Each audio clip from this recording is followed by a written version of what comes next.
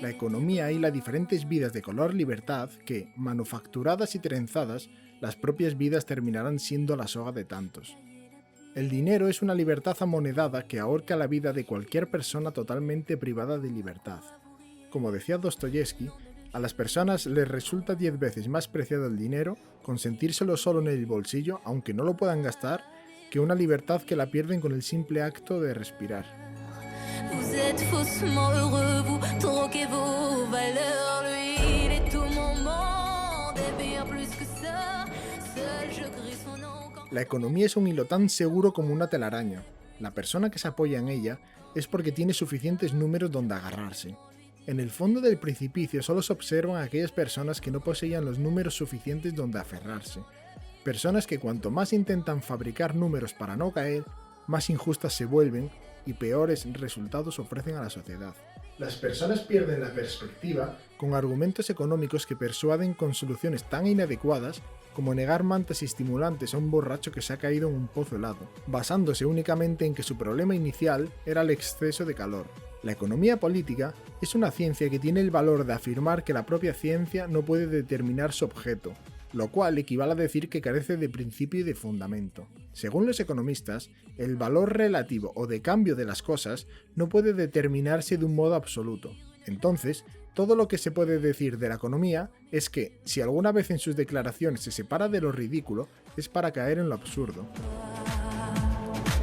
Vous qui ne connaissez pas les vertiges et la douleur. La economía, a lo largo de la historia, solo se ha limitado a comprobar los hechos que veía producirse en la sociedad y a justificarlos en interés de la clase dominante.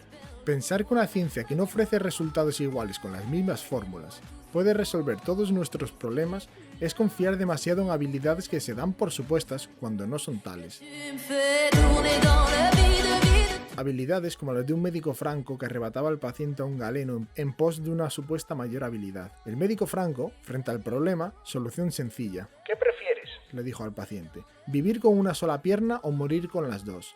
Como la respuesta fue vivir, el médico exclamó, «Traedme un caballero fuerte con un hacha bien afilada». Y mientras colocaba la pierna con un taco de madera, le asestó al caballero, «Dale un buen hachazo para cortársela de un tajo». El caballero atizó a la pierna un primer hachazo y, luego, como la pierna seguía todavía unida, le dio un segundo tajo. La médula de la pierna salió fuera y el herido murió en el acto. Tourner dans le vide, tourner dans le vide, tourner dans le vide, il me fait tourner. Los economistas, del mismo modo, son médicos en apariencia, pues recetan todo tipo de argucias que obligan, exigen y coaccionan para conseguir un rápido resultado, positivo de la mano de la casualidad asegurando fama, o negativo para terminar de empujar al suelo a las personas que se tambalean, las cuales no serán muy recordadas, ya que las pérdidas económicas siempre son más dolorosas que las pérdidas humanas.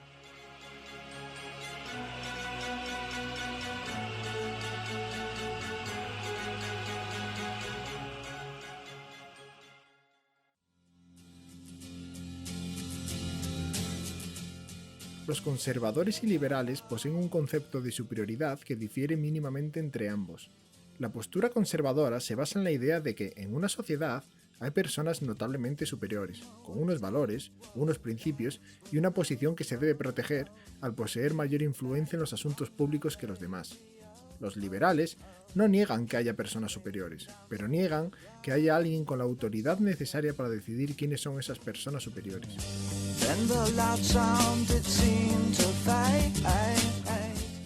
La actitud conservadora es el miedo al cambio, la tímida desconfianza por lo nuevo. La postura liberal se basa en el coraje y en la confianza, en la voluntad de dejar que el cambio opere su curso, aunque éste no pueda predecir a dónde llevará. El miedo al cambio O la excesiva confianza hacia el cambio por una sociedad individualista dejada a su antojo no funcionará bien o ni siquiera tolerablemente, ya que cuanto más difíciles son las cosas, peor funciona el sistema de libre mercado. lo demostró la Alemania nazi. Facilitada no por un gran gobierno, sino por el fracaso del capitalismo y el desempleo masivo provocado por él mismo, que incapaz de garantizar a sus esclavos la propia existencia aun dentro de su propia esclavitud, se vio forzado a dejarlos llegar hasta una situación de tal desamparo que no tuvo más remedio que mantenerse con la guerra. Las guerras han sido la única forma de endeudamiento a gran escala que los gobiernos han encontrado siempre justificable. De este modo, aun en medio de la guerra exterior más destructiva, puede ocurrir que la mayor parte de las manufacturas florezcan enormemente y que, por el contrario, decaigan al regresar la paz.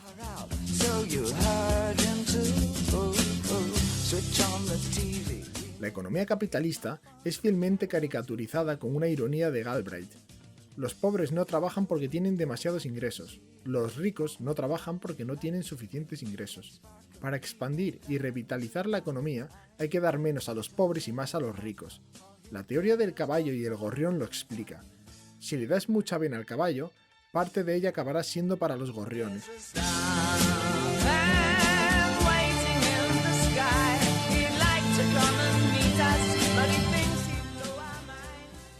Hoy ya no somos siquiera el esclavo que tenía la existencia asegurada por miserable que fuera. El antiguo esclavo era vendido de una vez y para siempre. En cambio, el trabajador tiene que venderse él mismo cada hora y cada día.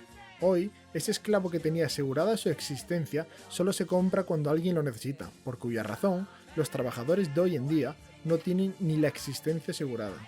El trabajador que ya no sabe ni dónde pisar para andar por el camino recto aprieta el paso en decenas de trabajos desde los que, funambulista, no pierde el equilibrio sosteniendo todo el peso del sistema con el único apoyo de una miserable cuerda floja, único objeto del cual es propietario. El trabajador solo tiene un derecho igual de propiedad privada desigual.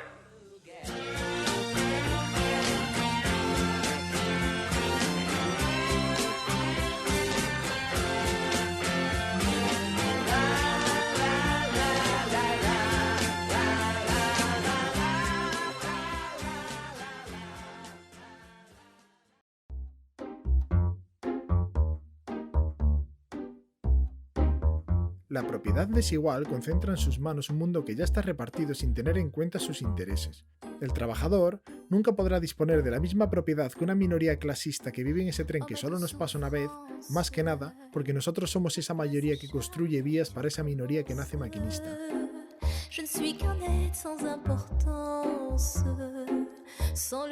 ¿Vivimos en sociedad? Si somos seres asociados para el disfrute de libertad, igualdad y seguridad, pero no lo somos para el disfrute de la propiedad, Entonces la propiedad deja de ser un derecho natural social para ser un objeto antisocial. por lo que todo lo expuesto por la sociedad capitalista no dejaría de ser más que una burla amarga, un insulto al concepto de sociedad con este conjunto de seres humanos que se odian y se destruyen entre ellos.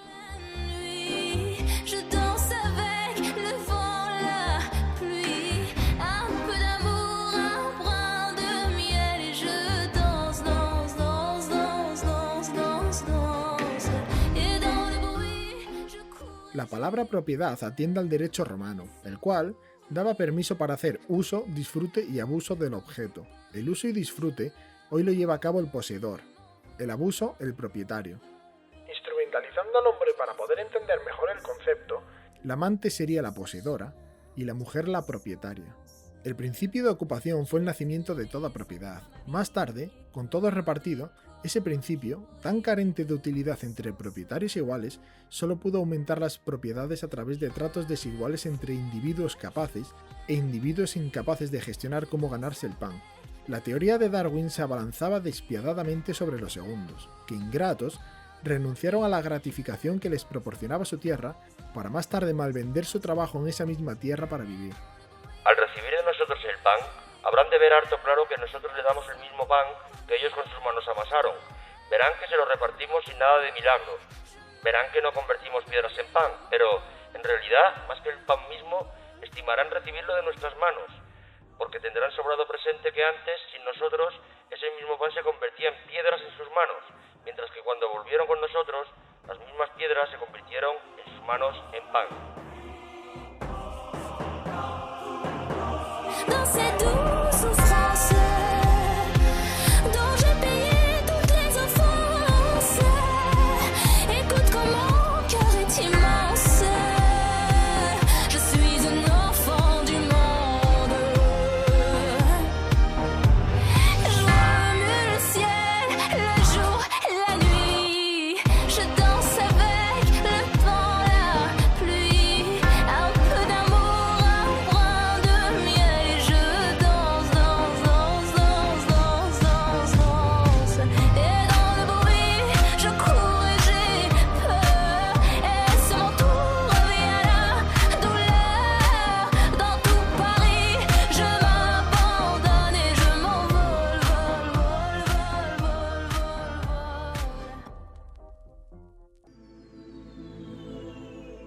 Su misión frente a asociación era y es una de las grandes fórmulas de un explotador que demuestra con ellas la maldad del ser humano.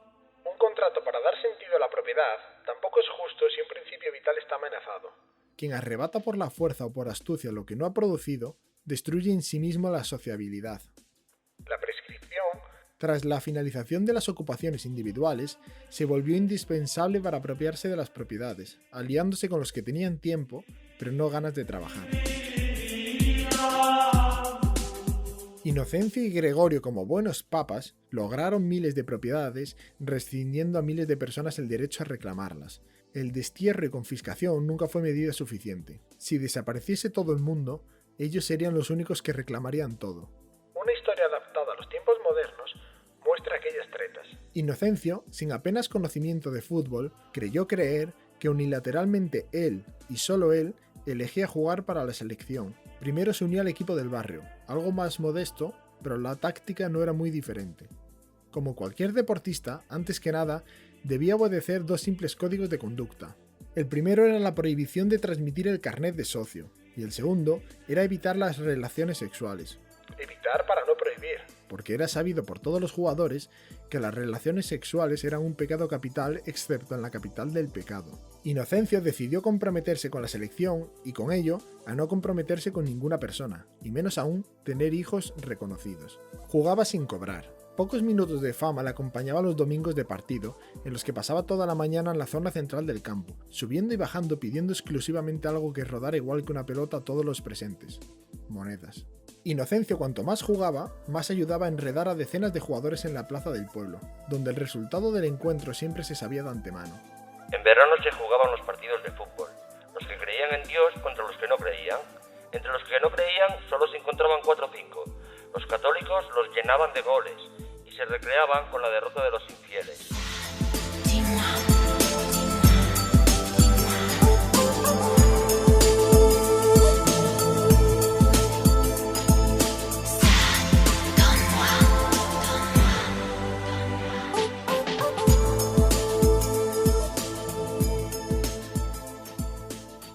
Los derrotados, ¿para qué van a querer reclamar sus piernas si nunca volverán a correr en el terreno de juego?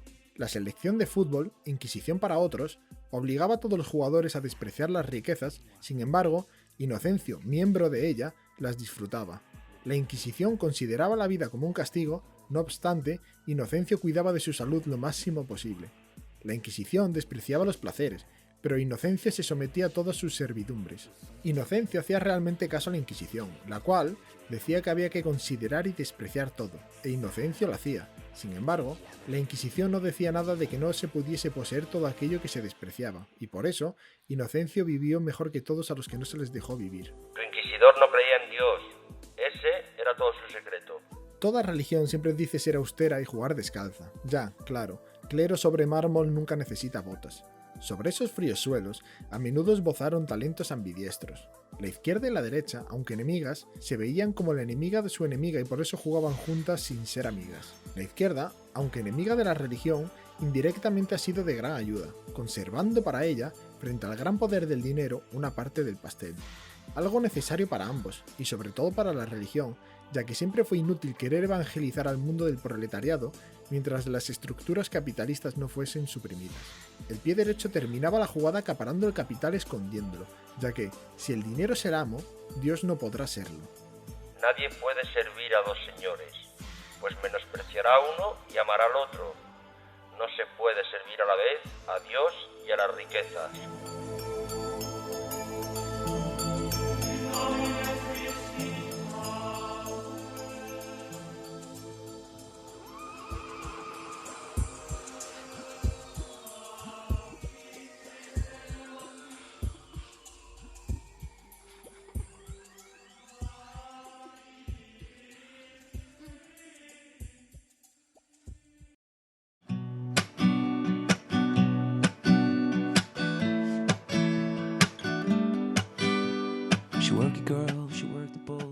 Ese capital al que nos vendemos es el segundo gran truco. Aumenta y disminuye en ciclos de la mano de la inflación o deflación, ciclos en los que el interés hacia el dinero trabaja sin cansarse por ello de bajar y no subir, de subir y no bajar. Pero ¿qué te voy a decir? El dinero solo tiene un sentido: el mismo que quitará sentido a cualquier vida que viva en su búsqueda. El éxito de la política consiste en manejar todas esas subidas y bajadas de forma que el ciclo económico positivo para la gran mayoría esté siempre en línea con el ciclo electoral de 4 años. El gran capital es el dueño, y se adueña de la sociedad con la propia cooperación de ésta. El gran capital empieza por no pagar la fuerza de trabajo hasta que finaliza el mes, por lo que el trabajador deja consumir por terceros su fuerza de trabajo antes de obtener el precio de la misma. El gran capital prosigue haciendo solo suyo el beneficio de la cooperación, pagando el trabajo colectivo como algo individual, para más tarde obtener el beneficio resultante de una suma de fuerzas reflejadas en los procesos de producción en cadena, en la que los distintos trabajadores son ubicados en puestos de trabajos diferentes desde el que trabajan para una producción específica hacia un objetivo común. Por último, el gran capital da a entender que todo lo que gana el obrero es neto, mientras que, para ellos, solo es producto neto lo que excede de sus gastos.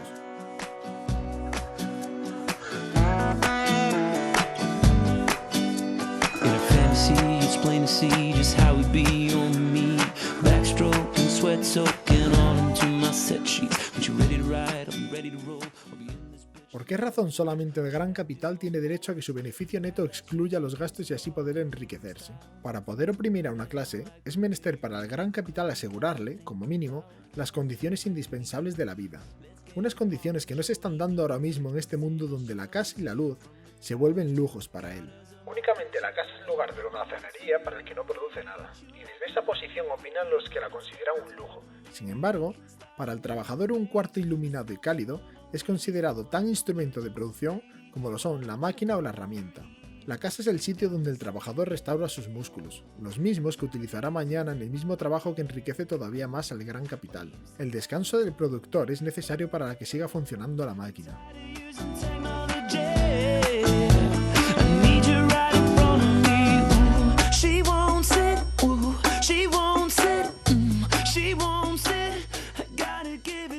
Los impuestos progresivos exhiben la tremenda desigualdad de capitales a una sociedad que no le importa tal brecha, y a la que tampoco le importa si su gobierno es incompetente, está desequilibrado o acaba loco por los impuestos. La despreocupación siempre es gratificante. Peor sería que todo esto llegara a preocupar a la gente. El impuesto plano de Hayek lo compartiría si todos los ciudadanos caminaran con el mismo peso en los bolsillos. Al igual que reclamo una desigualdad impositiva, exijo, antes que nada, una igualdad retributiva para evitar lo primero. La obviedad de la necesidad de impuestos no es discutible. Tampoco es tema de discusión la carga o cantidad de los impuestos a pagar. Únicamente debe estar a debate el camino que han de recorrer los impuestos para volver a las manos de donde han salido. Cuando esta circulación es rápida y está bien establecida, no importa pagar poco o mucho, pues el pueblo siempre es rico. Los medios de producción son la última necesidad del capitalismo.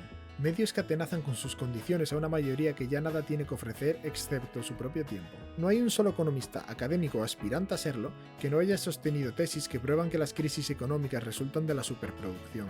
Los medios de producción se apoderan de nuestro tiempo para crear necesidades innecesarias.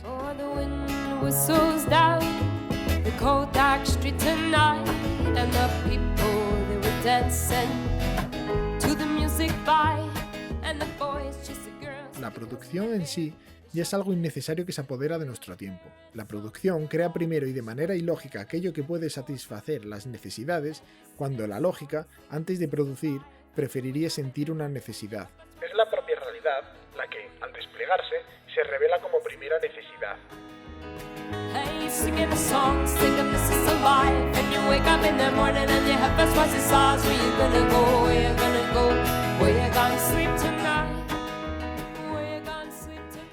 Las personas son cómplices de sus necesidades con facturas que se adhieren a su sufrimiento innecesario que se debe, pero que no se termina de pagar nunca.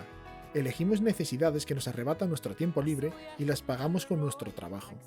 Trabajamos para las necesidades y en ellas perdemos el tiempo libre que nos queda más el tiempo libre que perdemos trabajando. Por ello, permanecemos sin dinero y sin tiempo libre. Pero es precisamente porque no hacemos nada en nuestro tiempo libre por lo que no tenemos dinero.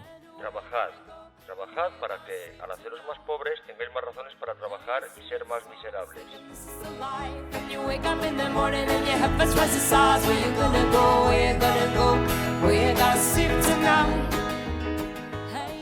Para ¿Para qué queremos más necesidades si no tenemos ni para comer en un suelo que no permite hacer nada con una comida que crece sin cesar? El suelo que ofrece soluciones pertenece a minorías que pueden impedir e impiden al pueblo cultivarlo. Cuando el hijo del trabajador accede a la vida, no haya campo que cultivar, máquina que conducir, ni mina que acometer con el pico, si no cede la mayor parte de lo que pueda producir al dueño. El trabajador, bajo el nombre de libre contratación, acepta obligaciones feudales porque no encuentra condiciones más aceptables en ninguna parte. Como todo tiene dueño, el trabajador tiene que ceder o morirse de hambre en un círculo vicioso donde no es capaz de vislumbrar la salida ni el pobre zapatero. Que, caminando toda la vida, ha tenido que dar cada paso descalzo porque ha sido incapaz de pagar siquiera lo que él mismo produce.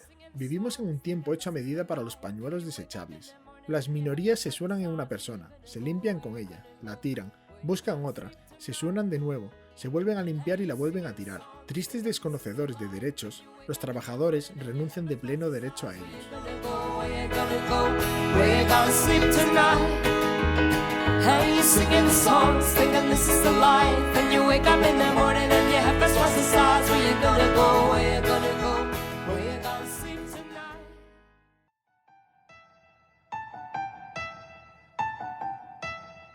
Formidable. David es otro pañuelo usado y tirado tantas veces que ya no es capaz de alejarse de una vida por defecto. Es obligado a trabajar para mantener no solo sus necesidades vitales, sino también la de sus hijos. David no es consciente de que el dueño de su tiempo es dueño de su mente, para el cual se debe y por el cual se ve incapaz de escribir siquiera 2 líneas en una página en blanco que le ayuden a escapar de la triste realidad. Oh bébé, oups, mademoiselle, je vais pas vous draguer. El trabajo consume el cuerpo con segundos que se restan, pero que jamás volverán a ser parte de David. Ya no le queda tiempo para pensar, y mucho menos reflexionar, cuando no puede dejar de consumir para poder vivir. Consume para poder dormir, y consume más para poder permanecer despierto. David intercambia trabajo por dinero, y después intercambia dinero por tiempo libre, para que al final, David termine de la misma manera, menos la comisión que gana el que comercie con su tiempo. Tomando una pastilla a la semana, no se necesita beber ningún líquido durante ese tiempo, decía el comerciante de su tiempo. ¿Para qué la vendes?, dijo David. Porque es una gran economía del tiempo. Los expertos han hecho cálculos, llegando a comprobar que se ahorran 53 minutos por semana. ¿Y qué se puede hacer con esos 53 minutos?, dijo David. Cada uno puede hacer lo que quiera. Si yo tuviera 53 minutos libres para gastarlos en lo que quisiera, me dirigiría tranquilamente hacia un manantial. El trabajo y sus metas nos cortejan como un freno para cada uno de nosotros. El mayor obstáculo para la vida es la expectación que depende del mañana mientras pierde lo de hoy. Pretendemos disponer a menudo de lo que está en manos de la fortuna para renunciar a lo que está en nuestras manos. Tememos a todo como si fuéramos a morir mañana, pero lo deseamos todo como si no fuéramos a morir nunca. Procuramos trabajar toda la vida para poder jubilarnos a los 70, guardando para ello nuestros mejores propósitos vitales, cuando realmente pocos llegaremos a esa edad.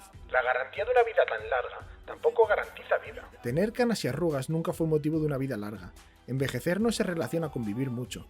Eso simplemente significa que se existió durante mucho tiempo. ¿O es que crees que uno navegó mucho cuando una feroz tempestad lo sorprendió al salir del puerto y lo condujo de acá para allá a merced de los vientos enfurecidos que soplaban en direcciones opuestas y daban vueltas al mismo sitio? Esa persona no navegó mucho, sino que fue muy zarandeada, ya que no existe viento favorable para el que no sabe a dónde va. C'est parce que maman vieillit, tiens, pourquoi t'es tout rouge? Bah reviens, gamin, et qu'est-ce que vous avez tous à me regarder comme un singe, vous? Ah oui, vous êtes sains, vous, bande de macaques, donnez-moi un bébé singe, il sera formidable, formidable. Tu étais formidable, j'étais formidable, nous étions formidables. Formidable, tu étais formidable, j'étais formidable, nous étions formidables.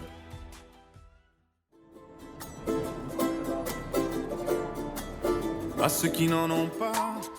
Hay que centrarse en el ahora. Cada uno no vive más que el presente. El resto de la vida o ya se acabó de vivir o es incierta. Entonces, ¿para qué intentar paliar un vacío inmenso si no se pierde el pasado ni el futuro? Pues lo que no poseemos, ¿cómo podemos perderlo? ¿Cuántos abandonan la vida durante los preparativos de la misma? No tenemos poco tiempo para disfrutar, sino que perdemos mucho tiempo preparando cronológicamente cada una de las experiencias a disfrutar en un futuro que no conocemos. Ceux qui ne célèbrent pas. Pour une fois, j'aimerais lever mon verre à ceux qui n'en ont pas. A ceux qui n'en... Carlos, a través de una paradoja, sugiere cómo no perder el tiempo presente queriendo disfrutar el poco tiempo que nos regalará el futuro.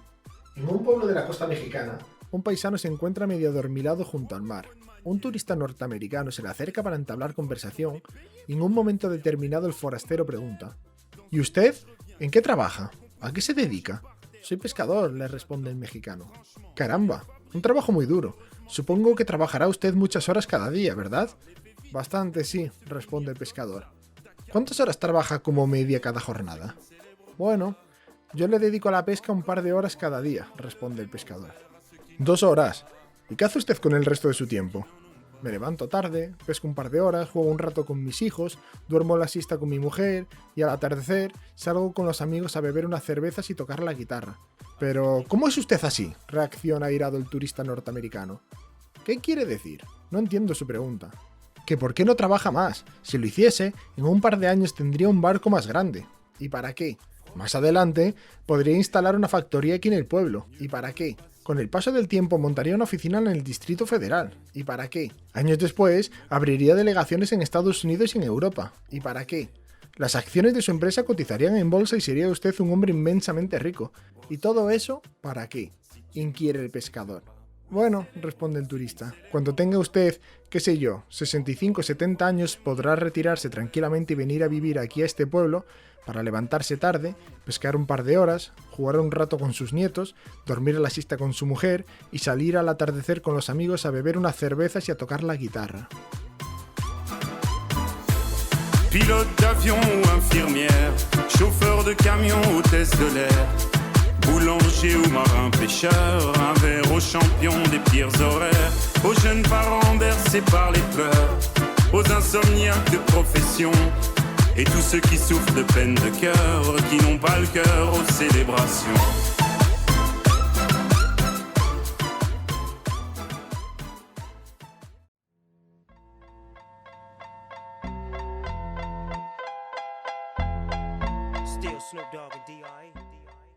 El despertador nos apaga los sueños de ese pescador. La noche de fondo nos despierta en una cama que aprecia cada mañana con desprecio. Despertamos poco inteligentes para producir más. El progreso, como siempre, en sentido contrario a la evolución. El tiempo solo hace a las personas menos diestras para concederles libertad intelectual, ya que carecen de intelecto. Cada día menos funcionales, funcionamos para cubrir lo más bajo de la pirámide de Maslow. Millones de personas sin oficio ni beneficio se hacinan en la respectiva urbe donde terminan todos tocando fondo, y si no lo alcanzan a tocar, tienen lo justo para moverse bajo él. Vivir en una casa de 50 metros cuadrados con 2 extraños no es tocar el fondo, es comprimirse unos con otros en el fondo. Si los pulmones se vacían en el fondo, la sociedad pide oxígeno prestado a una amalgama de usureros que, sin pensarlo, otorgan la botella de oxígeno mientras sujetan el cuello a 2 manos. Los bancos insisten en que asisten, Pero no son más que unos socorristas psicópatas que rescatan del fondo del mar a miles de personas para más tarde ahogarlos en la orilla. Siempre hay muertos en la playa, pero el Estado rápidamente disfraza a los muertos de números y porcentajes para que ello no pueda resultar escandaloso a una sociedad donde las personas valen lo que producen y en la que solo se desprecian a las personas que tienen valores. El Estado se mantiene gracias a 2 clases de personas: los que no disponen el favor del Estado, productores que consumen muy poco, que dispensados de pensar porque necesitan trabajar, trabajan mal porque su cerebro permanece inactivo, y por otra parte, los que acaparan el favor del Estado, consumidores que producen poco o casi nada, que tienen el privilegio de pensar por los otros y piensan mal porque todo el mundo de los trabajadores les es desconocido.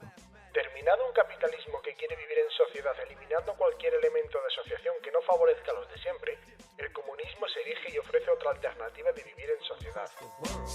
Hitting them corners and them lolos, girl. Still taking my time to perfect the beat, and I still got love for the streets. It's the DRE. I'm representing for them gangsters all across the world. Still hitting them corners and them lolos, girl. Still taking my time to. Mi padre es el sol, mi madre la luna. Mi hermano es el viento y el planeta Tierra mi cuna. Mis únicos hijos son las frases que me invento y mi mayor regalo es vivir este momento en el que siento que callar es un pecado. Habituados a no oír hablar del comunismo más que a través de eslogans y simplismos de luchas políticas que carecen de argumento por los que piensan mal y los que no piensan, se ha conseguido tergiversar tanto su filosofía que se pretende resolver problemas actuales con malinterpretaciones de unas palabras con casi 2 siglos de vida. Mientras los niños ricos viajarán en su burbuja de lujo, de arrogancia infalible, yo vengo de un lugar donde decían... Preguntar a los que regalan definiciones de él y querer exigirles qué están queriendo decir con todo ello será como preguntarles de qué color es el número 8. Sus respuestas se alejarán más si cabe del sentido que posee la propia pregunta. No necesito malinterpretar para hacerme entender. Como una buena filosofía, el comunismo se puede interpretar de cientos de maneras. La traición de un amigo os digo que ahí fuera hijos de puta solo miran su ombligo, bordes que corren... Yo tampoco necesito comer de lo que opino. Esa necesidad de malinterpretar o faltar a la verdad con la opinión pudiese darse en el que cae desde las alturas y necesita agarrarse a cualquier cosa, o en la persona que emerge a la superficie desde las profundidades y necesita llenar los pulmones de aire, abriendo necesariamente la boca para con ello exhalar cualquier palabra que proceda de su asustado interior.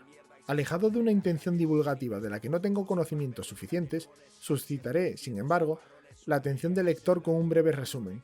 El materialismo dialéctico es el inicio. ¿El ser humano qué es? ¿De dónde viene?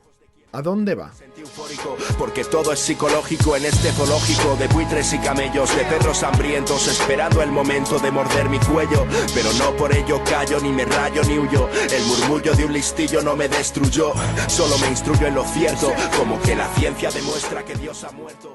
El materialismo ve la causa de todo en la materia, todo surge de ella, por lo que rechaza la superioridad divina, declarando con ello que el hombre es Dios. Considera al ser humano independiente solo cuando es su propio amo, y solo es su propio amo cuando es a sí mismo a quien debe su propia existencia. El materialismo dialéctico busca dar una solución al drama humano, al cual pretende dar respuestas desde una dialéctica con la que los antiguos griegos discernían las contradicciones internas del pensamiento, y si uno llega a encontrarlo, el argumento no puede sostenerse. Marx Utilizó la base del materialismo dialéctico para encontrar las contradicciones de una sociedad donde los individuos no eran sus propios amos. Más tarde creyó encontrar la solución al drama humano de una sociedad en decadencia y ofreció unos instrumentos para solucionar el problema. cabe destacar que ofrecer instrumentos y llegar a tocarlos no es lo mismo. Si me ofreces un violín y no tengo las horas de práctica necesarias, algún oído saldrá mal parado. Para comprender el proceso que forma parte de la construcción del objeto que estoy tratando, Marx adquirió de Hegel 3 conceptos clave: la tesis, la antítesis y la síntesis. El primer concepto es la tesis, donde el ser, consciente de la realidad, propone la abolición de la propiedad privada en los instrumentos de producción. Fábricas o latifundios. El segundo concepto es la antítesis, en la que se pretende negar la realidad anterior para marchar desde otro tipo de sociedad donde ya no existen los problemas que existían en la tesis. Los medios de producción en esta nueva realidad son ya de unos trabajadores que ahora deben suprimir las clases y estructuras sociales. Con el líquido al ignorante, lo liquido intelectualmente. La fuerza bruta me repugna, se la dejo al nazi o al cani que resuelve cualquier pugna de la forma fácil, ¿te queda claro? Ello se logra desde la dictadura del pueblo como función estrictamente pedagógica, educando al conjunto de personas en una verdadera igualdad donde la envidia no pudiese tener sentido. La antítesis puede llegar a ser contraproducente si no se alcanza rápidamente la síntesis. La época stalinista agregaba que no podría continuar hacia la síntesis mientras no se hubiera producido un cierto número de condiciones económicas fundamentales, intentando, no obstante, lograr las mismas con un proletariado jerarquizado que se servía de un Estado que no debía desaparecer, No en interés de la libertad. sino más bien para tener a raya al adversario. Sin violencia contra quienes se servían de la violencia, no sería posible liberar al pueblo. Y camisa, conocen cada grupo, cada skit, desde antes del rap en Madrid y tú no sabes ni quién es Mad Lead. Keep it real es la premisa, aunque keep it real contigo mismo quizás sea más precisa. Pisa las huellas de este nómada, nada me dobla. La síntesis es la integración de las dos realidades anteriores para ser negadas ambas al unísono desde una comunidad en la que las clases sociales son el olvido. La síntesis dibuja una comunidad en la que los instrumentos de producción siempre han permanecido detrás de una solidaridad de producción en la que personas como células sociales interdependientes son dirigidas por sí mismas para el beneficio de todos sin la necesidad de ser supervisados cada uno de sus movimientos por un poder político. Un poder político innecesario que solo era capaz de hacer cosas que la mayoría de individuos realizaba diariamente sin su ayuda, y lo que estas personas siempre fueron incapaces de hacer, él también fue incapaz de llenar ese espacio. Para Marx, El éxito de la síntesis se encontraba únicamente en el trabajo. El trabajo es propio de la naturaleza humana. Es su esencia en el sentido ontológico. El trabajo posee a todos. Yo, sin excepción, también me dejo poseer por él demasiadas horas cuando escribo todo esto. Pero siempre se debe diferenciar el trabajo libremente ejercido al trabajo que amordaza y que no es voluntario, sino forzado por otros. Si el trabajo busca la satisfacción de una necesidad humana, es bienvenido. Sin embargo, si no es más que un medio para satisfacer necesidades externas a uno mismo, se huirá de él como de la peste. Nadie trabajará en una comunidad donde se pueda descargar sobre los otros el trabajo que no se vea forzado a realizar. Si se suprimen las coacciones y las causas que originan a esos perezosos, veremos que no quedarán apenas individuos que odien realmente el trabajo. Sin el látigo, también decían que el esclavo no trabajaría, como si el hambre que lo obligase a mantenerse vivo no fuese poca obligación para trabajar. Ritual medita, para mí es vital echarle dinamita a cada frase, para darte las que tú se las regales luego al facha de tu clase. Puede que mi vida nunca os interese, no está dirigida. Frente a la problemática de los perezosos, refiriéndome con perezoso a cualquier persona que no fuese bien recibida por la comunidad, ya fuese por la incapacidad de producir algo útil, Inútiles, o que rehusase hacer algo útil, poco útiles. esa poca utilidad para la sociedad les obligaría a vivir aislados como los enfermos. Si la sociedad es bastante rica para no negarle lo necesario, Con mucho gusto les dará lo que necesiten. Son personas y tienen derecho a vivir. Pero ya que esas personas quieren colocarse bajo condiciones especiales, serán tratados bajo términos especiales, se les mirará como un residuo de la sociedad burguesa, a menos que sus amigos, descubriendo en ellos a unos genios, se apresuren a librarles de todas las obligaciones morales para con la sociedad, haciendo por ello las partes respectivas del trabajo no realizado por ellos y tan necesario para la vida. Si esta sociedad no les agrada, que vayan por el mundo en busca de otras condiciones, o bien, que encuentren adherentes y constituyan con ellos otras sociedades organizadas en base a unos nuevos principios, ya que nosotros preferimos los nuestros. Desde mi punto de vista, es irrealizable la filosofía de Marx.